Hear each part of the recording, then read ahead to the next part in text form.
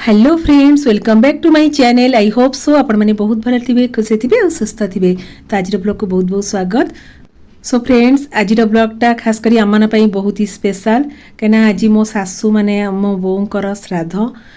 तो श्राद्ध थालीटा मुझे केमती कौन प्रिपेरेसन कर क्लिप शेयर करछि। जदि आज ब्लॉगटा भल लगे तो प्लीज सांग मैंने लाइक करदे। तो ये फास्ट आग खीरीटा बसई प्रेसर कुकर रे क्षीर आउ चाउल को सिझे दी। तापर कौन कर चाउलटा बहुत भलसे फिटिगला खीरीटा आमर पूरा एकदम परफेक्ट होगा। जेहेतु मु गुड़र खीरीटा करुच्ची ए टाइम रे गैस पूरा मु बंद कर देछि। तापर आम लास्ट को गुड़टा ऐड करवा। जदि खीरीटा फुटुला बेले आम गुड़टा ऐड करवा द्वारा कौन हम ना खीरीटा आमर छिंडी जीव। तो जितेबाला मैंने क्षीर रे गुड़टा ऐड करवा से गैसटा पूरा बंद थी। आईटी मोर खीरीटा गरम भी थिला किंतु गैस बंद थिला। से टाइम रे गुड़ ऐड करके भल कि मिक्स करदेली। गुड़टा भी आराम से मेल्ट होगा। लास्ट टे गुजराती गुंड आउ ड्राई फ्रुट्स टी ऐड करदेली। आमर खीरी होगा। तो जेकोसी आम गोटे भल कमटे कर आग गोटे मिठारू ही आरंभ होता है। तो फास्ट ये मुझे भी गोटे भल कम करता आग खीरीटा करके रखिदिए। तो हरड़ डाली को धोईकी लुण हल्दी गोलेकी बॉइल करने बसई देछि। तो ये चलते आम करवा बेसर सब प्रकार पनीपरिया पकई बेसर करवा। तो श्राद्ध रे मेन जिनस हूँ कदली कखारू सारू पानी कखारू ए सब जिनस बेसी पड़ी थाए। तो पानी कखारू राई ना पानी कखारू खटा भी होता है। तो समस्त घरे अलग अलग टाइप रही है। आ मुझे जानी श्राद्ध रे डालमा हुए डाली होता है। आमती मिक्स तरकारी ना बेसर होगा कि मऊर ये टाइप जिनस होता है। तो ये मुझे नाली बुट को भी राति बतरे रख दी थी। तो ये चलते बेसर करना। फास्ट परिवा गुड़ाक आगे बॉइल करदे। प्रेसर कुकर रे पानी देदेली लुण और हल्दी देदेली। नाली बुट को जो बतरी रखी ये ऐड करदे। आ जी प्रकार सब परिवा काटिले भी ये ऐड करदे। तो ये सब प्रकार ये परिवा आम ऐड करदे। ये गोटे टमाटो भी मुझे ऐड करदेवी। बस एबे कौन करिया ना आपको बॉइल होगा छाड़दबा। Gas flame medium to high रखा और दीटा सीटी आसला पर्यंत वेट करवा। तो आ भीतर चलतु आमर जो परिवार बेसरटा करने गोटे मसला पेस्ट करनबा। तो ये मुझे सोरिष ऐड करनेली जीरा भी ऐड करनेली। जी सोरिष नौ तार अधा जीरा नौथे अल्प टिके पानी देकिना आर गोटे फाइन पेस्ट करदबा। तो ये चाहिए गोलमरीच भी ऐड करेंगे कि मुझे श्राद्ध थाली जो प्रिपेरेसन कर टोटाली भी मुझे सुखिला लंका ऐड करूना। तो ये आमर सोरिष पेस्ट पूरा रेडी हो गला। आ प्रेसर कुकर बांफ गलापर आम जो घंटा काढ़ा परिया पूरा एकदम परफेक्ट सीझी। तो ये कौन करें ये टाइम आम जो सोरिष पेस्टा करते ये ऐड करदे। गैस एबे ऑन करी एबे आपको 5 मिनट फुटिया छाड़दे। जेहेतु ये सोरिषटा ऐड होती तार कंचा स्मेलटा गला पर्यंत आपको भल कि फुटिया छाड़दे। तो जेहेतु आम ये बेसर टोटाली भी तड़का देने लास्ट को आम तड़का दबा। तड़का पैन में घी ऐड करदेली गोटा जीरा ऐड करदेली हेंगू टिके ऐड करदे। बस ये आमर ये बेसर ऐड करदे।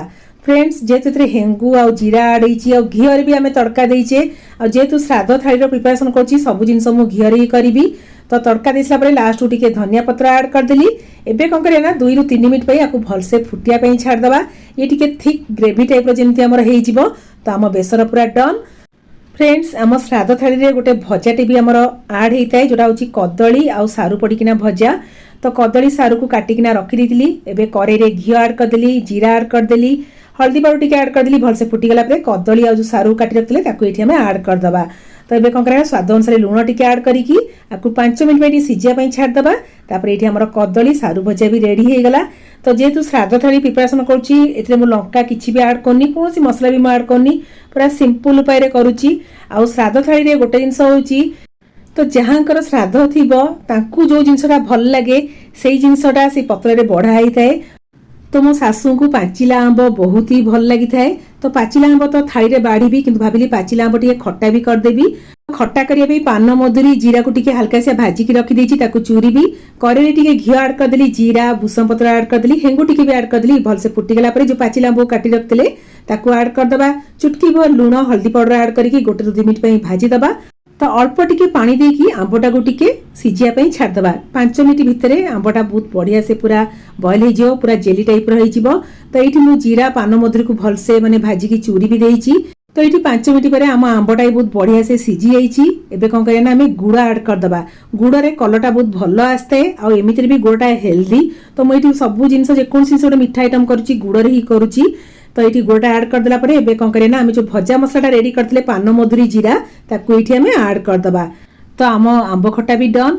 आ हाँ फ्रेंड्स मुझे बेसर और आंब खटा जो कली सबुत टिके लास्ट को नड़िया कोरा भी ऐड कर दी।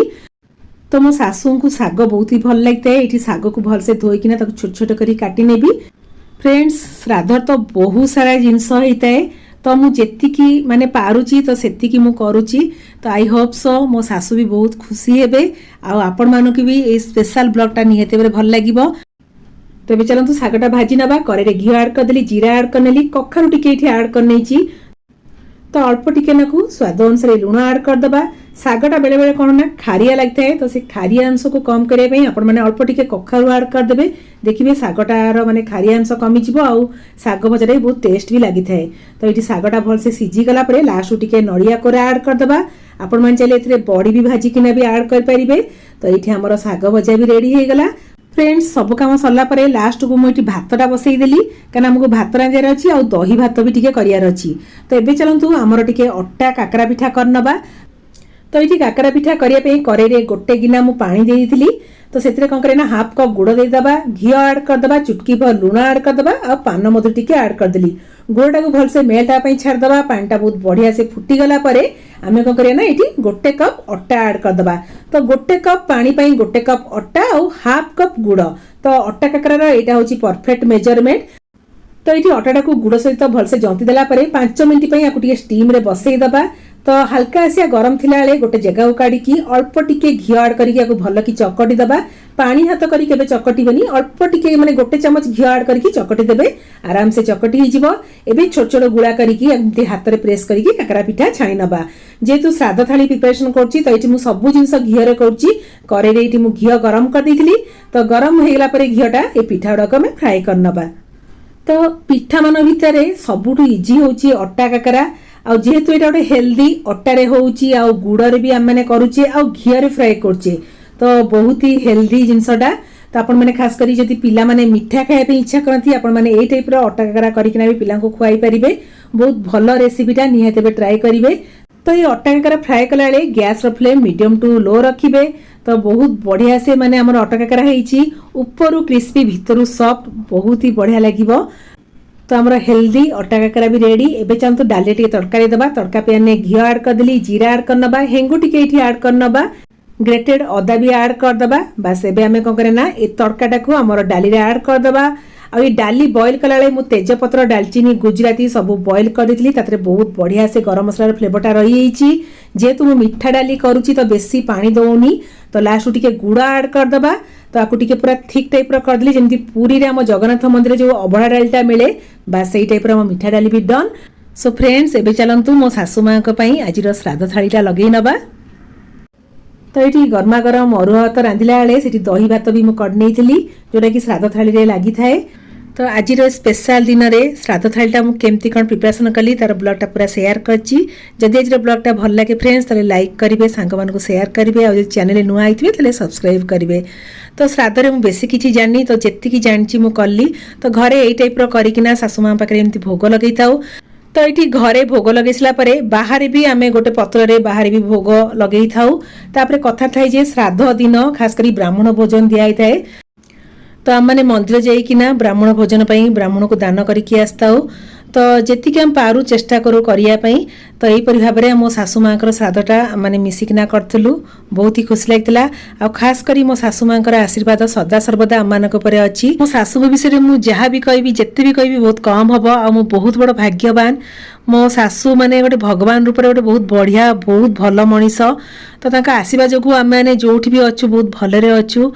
तो भगवान पाखे एतिकी मोर प्रार्थना मो सासू भाया सासू प्रति जन्म प्रति जुगरे मते मिलंतु तांको भाया मनीष कोठी मिलबेनी। सो फ्रेंड्स मु रहिली tata bye bye love you all.